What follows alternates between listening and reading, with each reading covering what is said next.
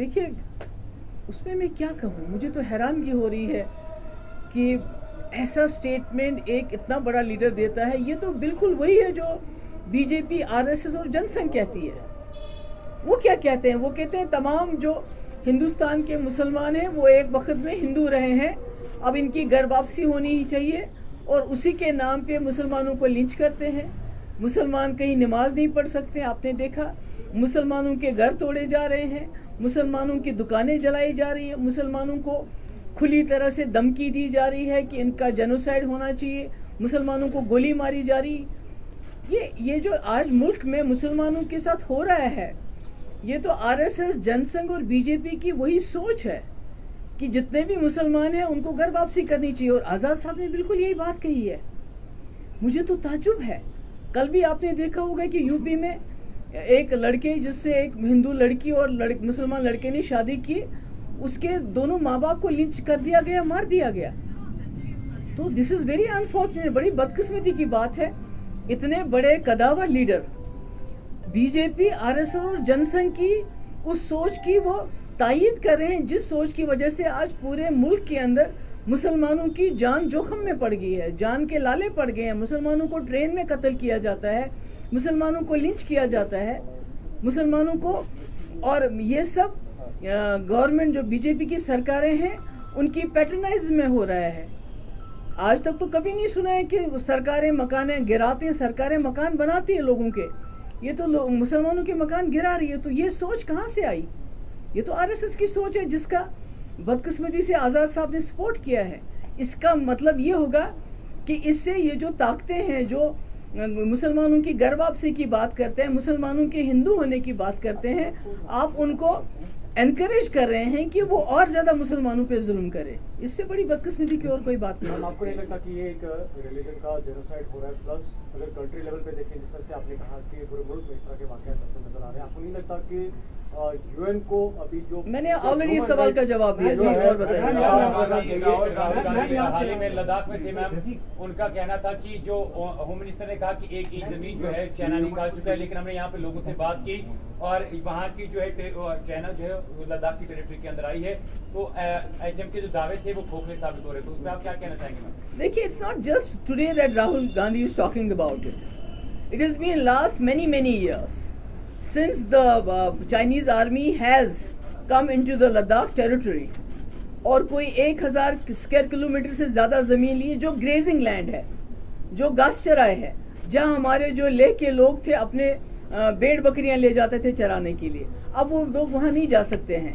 ये लेह के लोग कह रहे हैं, जिसको राहुल गांधी जो है उसको एक्सप्रेस कर रहे हैं। It's not about what Rahul Gandhi is saying. It's about what the people of Leh are talking. What the people of Leh are claiming that they can't take their animals वापस धकेलने में नाकाम हो गए हैं। यासीन मलिक की वाइफ को Pakistan caretaker जो गवर्नमेंट में कैबिनेट है उसमें जगह मिली है। यासीन मलिक के खिलाफ काफी एलिगेशंस भी है, कश्मीरी पंडित्स को लेकर भी वो भी काफी ज्यादा एलिगेशन लगा रहे हैं। तो इस डेवलपमेंट को आप कैसे देखते हैं? देखिए, पहली बात, वुमेन एम्पावरमेंट का फर्स्ट थिंग इज दैट जो मिशाल मलिक है, आई एम नॉट, मैं उसकी कोई वकील नहीं हूँ, वकालत नहीं कर रही हूँ। She is not terror convict like Sadhvi Pragya, is she? No, her husband Yasin Malik has been convicted. When a terror convict like Sadhvi Pragya goes around advocating openly to sharpen your knives to kill so and so, even the prime minister at one point of time said when Sadhvi Pragya used very abusive language about Gandhi ji, he said ki my heart is not going to forgive her. But she is roaming outside, like anybody. Sadhvi Pragya जो मिशाल मलिक है, वो तो कोई मुजरिम नहीं है। साध्वी प्रज्ञा की तरह वो मुजरिम नहीं है। यासीन मलिक की तरह उसको किसी दहशतगर्द इल्जाम में मुलजिम नहीं ठहराया गया है। और ये Pakistan, this is something internal matter of Pakistan. और I think the BJP government should learn a lesson from them, because Pakistan is trying to reward and honor those people who they think have been pleading their cause in J&K. What about the people like Sheikh Saab? Sheikh Sahab जैसे लोग जिन्होंने जम्मू कश्मीर एक Muslim majority state को हिंदुस्तान के साथ मिलाया, अकेला महाराजा तो नहीं कर सकते थे ऐसा. What about that? What has BJP done to him? Instead of awarding him, honoring him, जहां भी उनका नाम है उसको नाम को मिटा रहे हैं. मुफ्ती साहब जिन्होंने जिंदगी भर who fought to win the hearts and minds of people of J&K so that Jammu Kashmir के लोग और मुल्क के लोग नजदीक आते. When they found nothing against him, then they went to his mausoleum and उसमें ऑडिट किया कि भाई उनका मकबरा बनाया मुफ्ती साहब का. ये बताओ ये पैसा कहाँ से आया है? So I think BJP needs to learn a lesson from Pakistani government. They are awarding, rewarding, honoring those people who they think have been pleading their case in J&K. Contrary to that, BJP is dishonoring, disrespecting the very same people, the very same Sheikh Saab who was in the forefront of accession of Jammu and Kashmir to the rest of the country. Mufti Saab who fought for the idea of India throughout his life. So तो ये तो मुझे लगता है कि इससे बड़ी तो शर्मनाक बात नहीं हो सकती है. Shame on BJP for doing what they have done to Sheikh Saab's name. It's not only about ये खाली जो है फहाद शाह जिसको बेचारे को 2 साल हो जाएंगे अब जेल में, उसकी या कश्मीर वाला की बात नहीं है. ये जितने भी प्रेस के पीपल हैं, जितने भी यहाँ हमारे आउटलेट्स हैं प्रेस के, उनके एडवर्टीजमेंट्स बंद है, उनको मकानों से बाहर निकाला जा रहा है. यहाँ सिर्फ एक जो मीडिया एडवाइजर है गवर्नर साहब का, who is a private person, उसकी क्या अथॉरिटी है?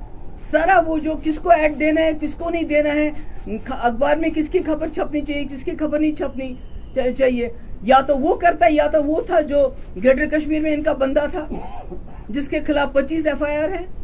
तो ये तो बड़ी बड़ी कॉन्स्टिट्यूशन की बात कर रहे हैं कि हम जी कॉन्स्टिट्यूशन के मुताबिक चलते हैं. इन्होंने तो कॉन्स्टिट्यूशन का बेड़ा कर रखा है.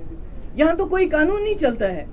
यहाँ जितने भी अखबार वाले हैं जो सच्ची बात कहना चाहते हैं उनके एडवर्टीजमेंट्स बंद है, उनको मकानों से खदेड़ा जा रहा है. और कुछ चंद अखबार हैं जो इनकी तूती बोलते हैं, जो इनका बात चलाते हैं, उनको एडवर्टीजमेंट देते हैं, उनको मकान दिए, उनको बंगलो दिए हैं. और सारे फैसले यहाँ जो LG साहब का कोई मीडिया एडवाइजर है वो ही सारे फैसले करता है. तो ये कैसे चलेगा? This is not done. This is not done. Ma'am अभी आधे घंटे पहले LG मनोज ने बयान दिया SKICC में. मैं अगर मिसकोट में उनको करूं तो उनका ये कहना है those misguiding people on land for landless are responsible for 50,000 innocent killings. देखो वो क्या कहें उनको हम ये मैं बताना चाहती हूँ.